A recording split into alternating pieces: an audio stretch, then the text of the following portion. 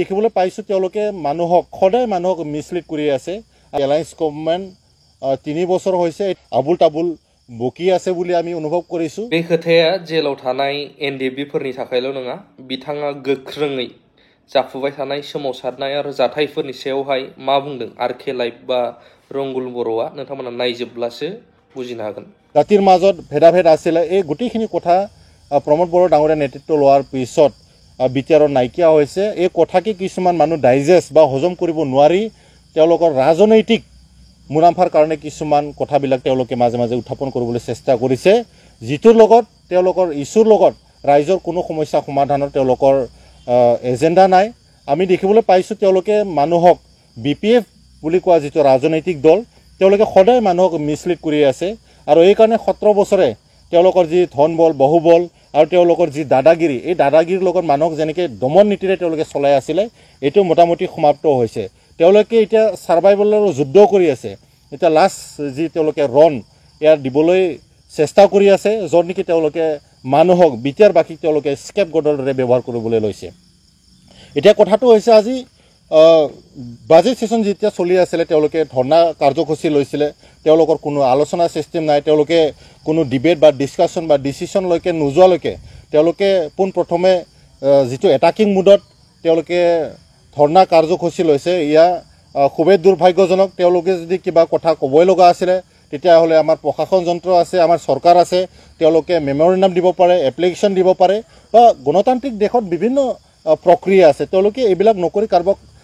সমালোচনা কৰিবৰ কাৰণে, কাৰোবাক টাৰ্গেট কৰিবৰ কাৰণে যেনেকৈ ধৰণে তেওঁলোকে প্ৰপেগেণ্ডাবিলাক চলাই আছে, যেনেকৈ ষ্ট্ৰেটেজিবিলাক কৰি আছে, এইটো খুবেই বিটিআৰবাসীৰ কাৰণে দুৰ্ভাগ্যজনক। এতিয়া কথাটো হ'ল কি, তেওঁলোকে RNB চিভিল হস্পিটেলৰ যি ইছ্যু এইটো লৈ পেলাই এটা ডাঙৰ এটা কেওটিক চিটুৱেশ্যন সৃষ্টি কৰিব বিচাৰিছে নেকি, আমাৰ প্ৰশ্ন হৈছে। এতিয়া RNB চিভিল হস্পিটেলৰ যি হিষ্টৰী আমি চাইছোঁ, এয়া সঁচাকৈ কোকৰাঝাৰবাসীৰ কাৰণে বা সমগ্ৰ বিটিআৰবাসীৰ কাৰণে এক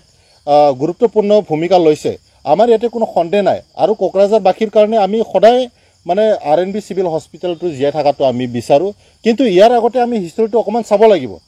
RNB চিভিল হস্পিটেল থকাৰ পিছতো সেই সময়ত যেতিয়া BTCৰ গাদীৰ শাসনত আছিলে সন্মানীয় হাগ্ৰামা মহিলাই ডাঙৰীয়া যেতিয়া চিফ হৈ আছিলে, সেই সময়ত তেওঁ কিছুমান গাইডলাইন পঢ়িছিল নে নাই, তেওঁ সেই সময়ত অকণমান ষ্টাডি কৰিছিল নে নাই। যেতিয়া তেওঁ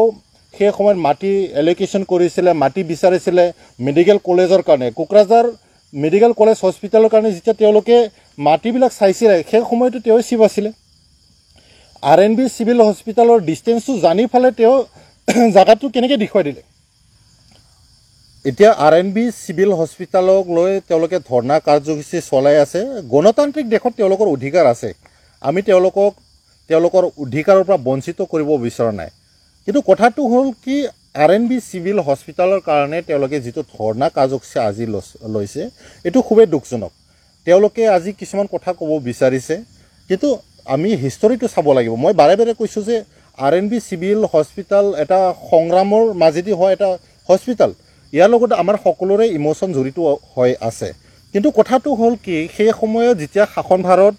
হাগ্ৰামা মহিলা ডাঙৰীয়া চিফ হৈ আছিলে, তেওঁতো জানিব লাগিছিল যে RNB চিভিল হস্পিটেলটো যদি সঁচাকৈ কোকৰাঝাৰৰ মজমজিয়াত যদি জীয়াই থাকিব লগা হয় তেতিয়াহ'লে আমি নিশ্চয়কৈ মেডিকেল কলেজখন যথেষ্ট ডিষ্টেঞ্চত, যিটো আমাৰ গাইডলাইনে কয়, মেডিকেল কাউন্সিলৰ যিটো গাইডলাইনে কয় সেইটো মানে তেওঁলোকে সেই সময়ত ষ্টাডি কৰিব লাগিছিলে। আমি যিখিনি গম পাইছোঁ তেওঁলোকে সেই সময়ত ষ্টাডি কৰিছিলে, কিন্তু তেওঁলোকে অৱহেলা কৰিছিলে। অৱহেলা কৰাৰ কাৰণে আজিৰ তাৰিখত যিখিনি ধৰ্ণা কাৰ্যসূচী লৈছে, যিটো তেওঁলোকে ড্ৰামা কৰি আছে, এইটো বিটিআৰবাসীৰ কাৰণে এটা লজ্জাজনক বিষয়। আমি বাৰে বাৰে কৈ আছোঁ যে তেওঁলোকৰ হাতত যিটো ইছ্যু নাই, তেওঁলোকে ইছ্যু ক্ৰিয়েট কৰিব চেষ্টা কৰি আছে। এতিয়া প্ৰথমটো ভুলটো কৰাৰ পিছত তেওঁলোকে শুধৰণিহে কৰিব লাগিছিল।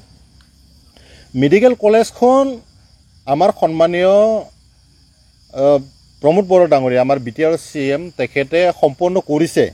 কিন্তু ইয়াৰ আগতে যি মাটি বাৰী চোৱাৰ কথা, এয়া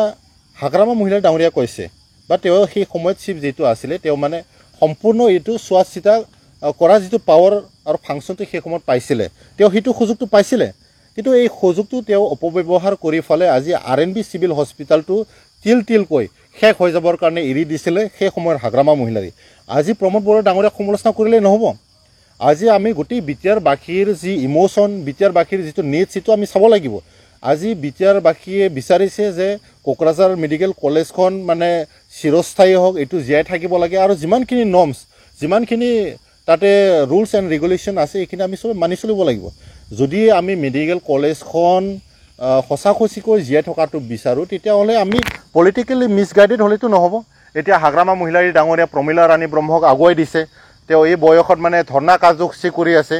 তেওঁৰ বয়সটো চাই পেলাই আমি সঁচাসচিকৈ মানে চিন্তিত হৈছোঁ মই সন্মানীয় হাগ্ৰামা মহিলাৰী ডাঙৰীয়াক অনুৰোধ কৰিব বিচাৰিছোঁ এই বয়সত প্ৰমীলা ৰাণী ব্ৰহ্ম ডাঙৰীয়া নেকি আপুনি আগুৱাই দিব নালাগে যদি আন্দোলন কৰে আপুনি নিজে ওলাই আহক এজন বয়সীয়াল মানুহক আপুনি এনেকৈ বৰষুণত এনেকৈ ৰ'দত আনি থাকিলে অকণমান আমাৰো মানে মানৱতাৰ খাতিৰত দুখ লাগে আপোনালোকৰ কথাটো আমিও শুনি আছোঁ আমি চাই আছোঁ কিমান যুক্তিযুক্ততা আছে কিন্তু কথাটো হ'ল কি হাগ্ৰামা মহিলাৰে আজিৰ তাৰিখত ধৰ্ণা দিয়াৰ নিজৰ মানে এটা সৎ সাহস নাই এইটো তেওঁ হেৰাই লৈছে কিহৰ কাৰণে হেৰাই লৈছে যিটো তেওঁ মানে প্ৰথমতে এইটো ডাঙৰ এটা ব্লাণ্ডাৰ মিষ্টেক কৰি সেই সময়তে থৈ গৈছিলে এইকাৰণে তেখেতে আজি ৰাইজৰ আগত আহি পেলাই কথা ক'বৰ সাহসটো পোৱা নাই যিটো ভুলটো তেওঁ প্ৰথমতে কৰিলে গতিকে এতিয়া তেওঁ ভুলটো কৰাৰ পিছত সন্মানীয় আমাৰ বিটিআৰৰ CM প্ৰমোদ বড়ো ডাঙৰীয়াক যিটো মানে দায় দোষ জাপিব বিচাৰিছে এইটো কোনো মতে গ্ৰহণযোগ্য নহয় আৰু বিটিআৰবাসীয়ে এইটো কেতিয়াও মানি নলয় এতিয়া বিটিআৰবাসীয়ে দুখ পাইছে হাগ্ৰামা মহিলাৰ হাতস্বৰূপ এটা সময়ৰ কেবিনেট মিনিষ্টাৰ প্ৰমীলা ৰাণী ব্ৰহ্ম এটা সময়ত ফৰেষ্ট ডিপাৰ্টমেণ্টৰ মিনিষ্টাৰ আছিলে সি কেবিনেট ৰেংকৰ এতিয়া সেই সময়ত তেওঁ কিমানখিনি ভাল এক্টিভিটিছ কৰিছিলে ৰাইজৰ কাৰণে অসমবাসীৰ কাৰণে কি কি কাম কৰিলে এই কথাবিলাক ৰাইজে আজিৰ তাৰিখত বিশ্লেষণ কৰিছে তেওঁ ফৰেষ্ট মিনিষ্টাৰ থকা সময়ত কিমানখিনি গড় হত্যা হ'ল তেখেতে থকা সময়ত কিমানখিনি ট্ৰাইবেল মানুহ সেই মানে ফৰেষ্টৰ পৰা ইভিকশ্যন হ'ল বা বিভিন্ন জাগাত যিবিলাক মানুহ জেনুইন মানুহ এইবিলাক জেনুইন মানুহবিলাকক যেনেকৈ এভিকশ্যন কৰা হ'ল সেইবিলাক কথা পাহৰি যোৱা নাই আজিৰ তাৰিখত এতিয়া তেওঁলোকে পাৱাৰটো নোহোৱাৰ কাৰণে আবুল তাবুল বুকি থাকিলে কোনোবা তেওঁলোকক একচেপ্ট কৰিব বোলে এইটো কথা নাই এতিয়া বিটিআৰবাসীয়ে ভালদৰে জানে যে প্ৰমীলা ৰাণী ব্ৰহ্মক হাগ্ৰামা মহিলা ডাঙৰীয়া আন্দোলন কৰিব দি আছে ইলেকশ্যন কাষত অহাৰ কাৰণে তেওঁলোকে চিটুৱেশ্যন ক্ৰিয়েট কৰিব বিচাৰিছে মই তেওঁলোকক অনুৰোধ জনাইছোঁ আপোনালোকে যদি পলিটিক্স কৰে সঁচাসচিকৈ যদি বিটিআৰবাসীৰ কাৰণে আপোনালোকে উন্নতি বিচাৰিছে তেতিয়াহ'লে আপোনালোকে কিছুমান বস্তু আলোচনাৰ মাধ্যমেদি যাব লাগে তো नोंथांमोना थारैनो भिडिअखौ नुबाय जों लाजिनाय मोन्दों जाय प्रमोद बर'आनोखि इउनिटिनि बाथ्रा बुङो जायनोखि पिसनि बाथ्रा बुङो प्रमोद बर'आ बुंदों जे बिटिसिआव पिस फैबाय बयबो माने खामानि मावनो हागोन नाथाय जोंनि जा फ्रिडम अफ स्पिच बेखौ मानो खोमानो नागिरदों दिनै प्रमोद बर'नि बिसिया बबे बिउटि पार्लाराव देलायो बिथांनि गथ'फोरखौ मानो आसामिस मिडियामाव इंलिश मिडियामाव होनाय जाखो होद माबा माबिसो ओंखारफ्लांदों आं बेखौ होननो नागिराखैमोन जिखुनु जा कमेन्ट होनो हागोन नोंथांमोना बिथांमोननि गादिखौ सेनो थाखाय जों सोमावसाराखै आरो आं हारसिंनि खोथा सानो बुङोब्ला आं कुनुदिन MLA MP BTC नि चिफ EMGM मेम्बार जानो थाखाय आं सोमावसाराखै जेब्लासिम बड'लेण्ड मोनगोन मोना अब्लासिम सोमावसारबाय थागोन